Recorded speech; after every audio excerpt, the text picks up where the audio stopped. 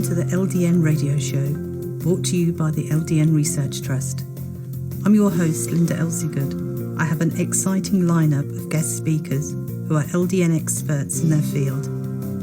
We will be discussing low-dose Naltrexone and its many uses in autoimmune diseases, cancers, etc. Thank you for joining us.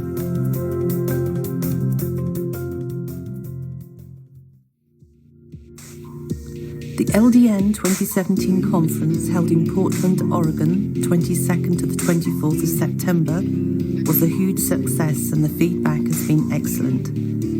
If you aren't able to join us, you can purchase the 3-day live stream recordings for just $80, or the 3 days plus 15 and a half hours of recorded presentations, including all the PowerPoints, for $365. All recordings are available for 12 months. CE credits are available for NDs only. For full information, go to www.ldn2017.com.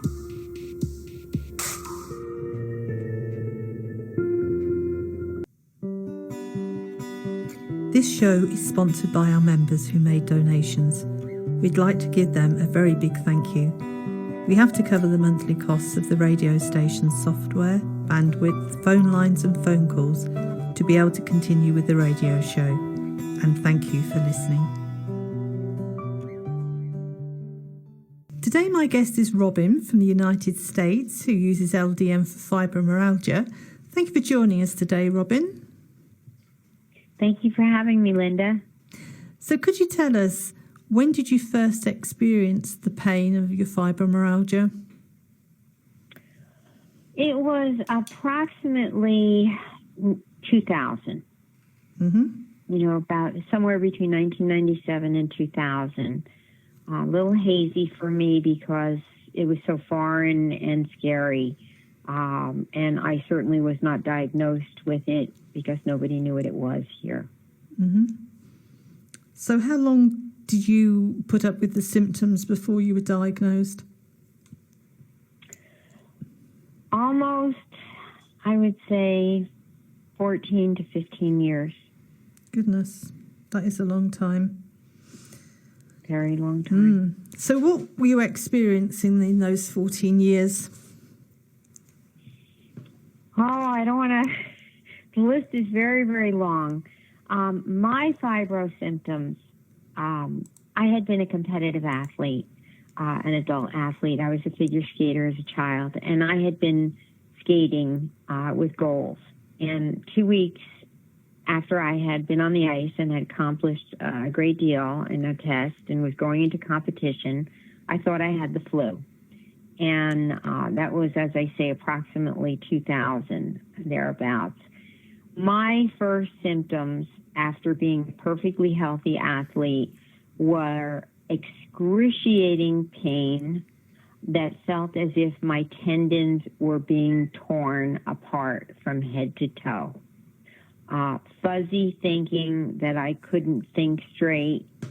Pain on a level, as doctors say, is at 1 to 10. It was a 500.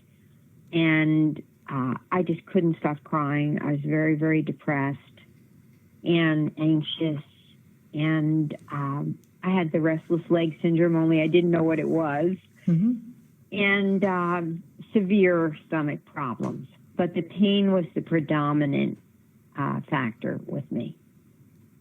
Okay. So how did you get your diagnosis after such a long time? Well, I saw 33 doctors, many of them who had good intentions. I was put on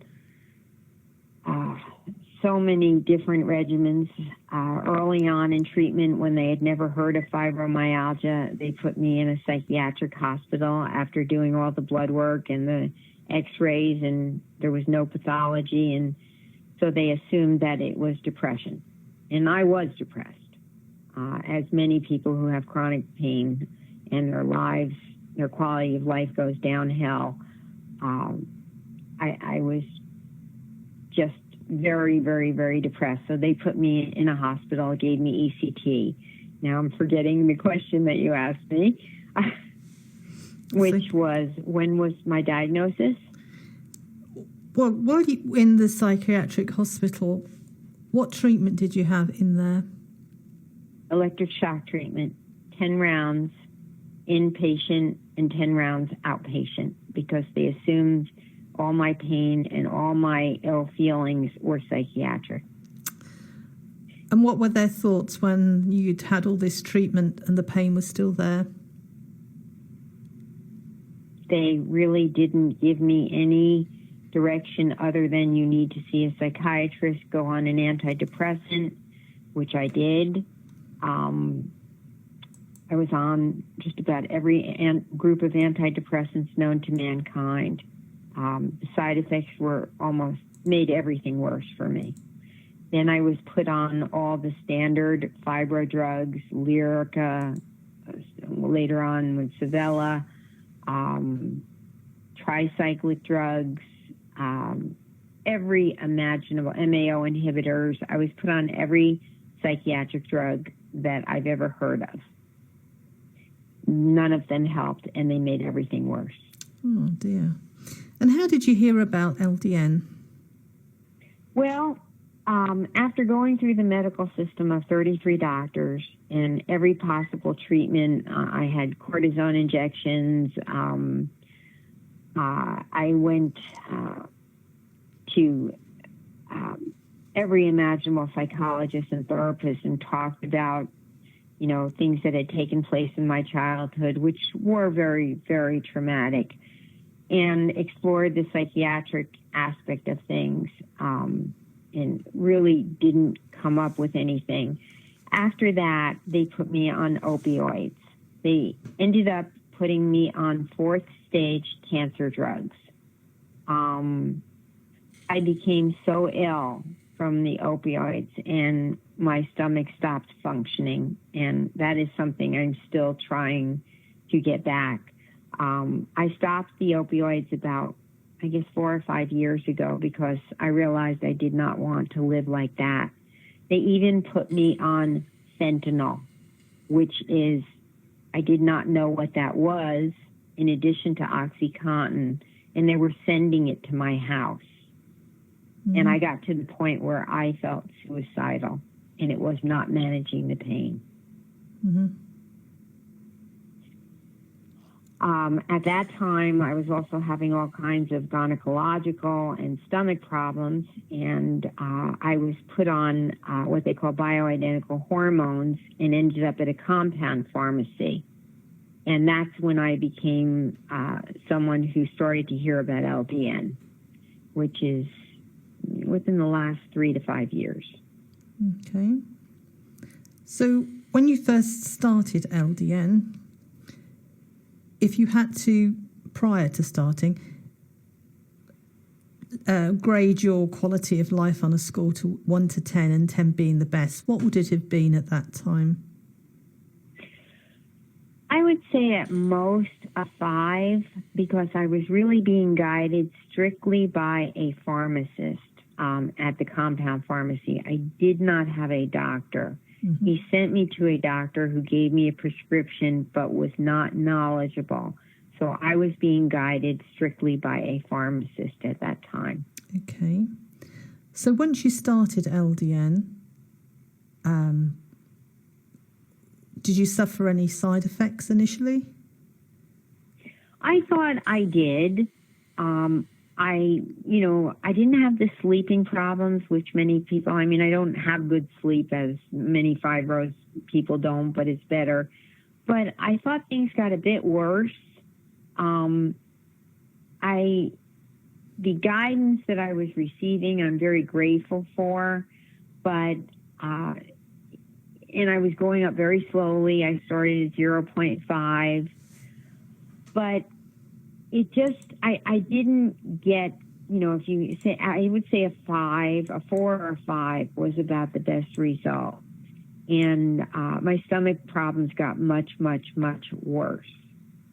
Mm-hmm. Okay. I was then told to go on cream, so it would not go through my stomach, LDN. And that was a waste of 2 years. It did not work for me. I changed compound pharmacies about a year ago. And I was told by that pharmacist, and at that time I finally found a qualified LDN doctor. And between the doctor and the pharmacist, they said, do not use the cream. Start over again. Give yourself a little holiday. Start over again at 0.5. And I'm at 4.0 starting next week. And I would say the improvement is at least an 8. Wow. That's really good, isn't it? So how are you feeling in yourself, Robyn? Well, as far as the fibro goes, this is nothing less than a miracle for me. I'm not proud of it, but I was very isolated, as many people get when their quality of life goes down and they have chronic pain, and I didn't have anyone, because who wants to hear about anyone's pain and health problems? And my memory's going again.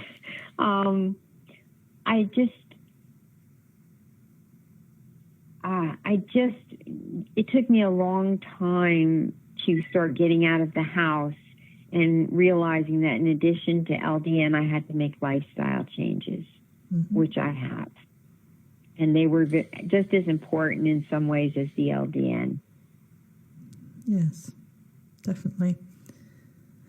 So you are feeling now that you're able to live life better than before?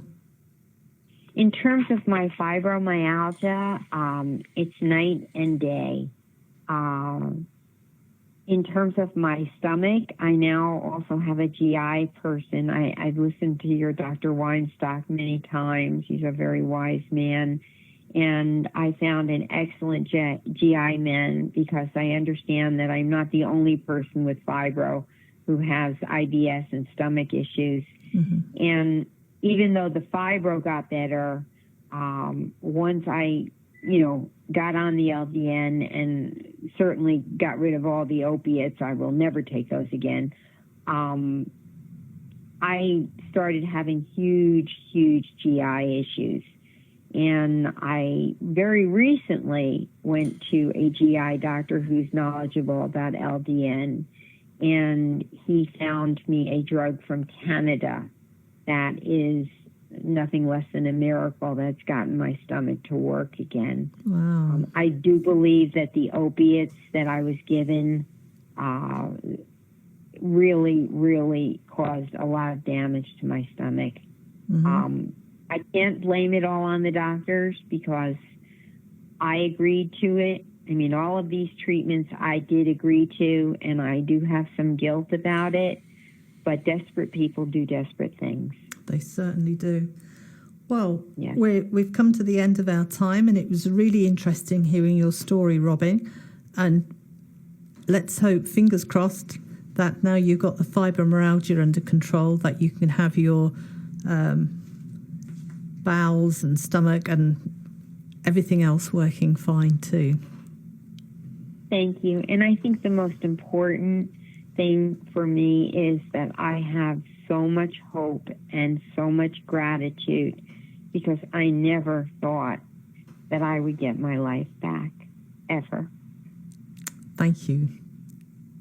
Thank you. This show is sponsored by our members who made donations. We'd like to give them a very big thank you. We have to cover the monthly costs of the radio station's software, bandwidth, phone lines and phone calls to be able to continue with the radio show. And thank you for listening.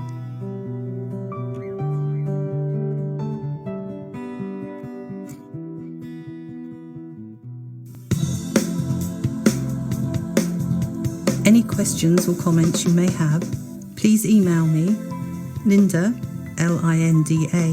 at ldnrt.org. I look forward to hearing from you. Thank you for joining us today. We really appreciated your company. Until next time, stay safe and keep well.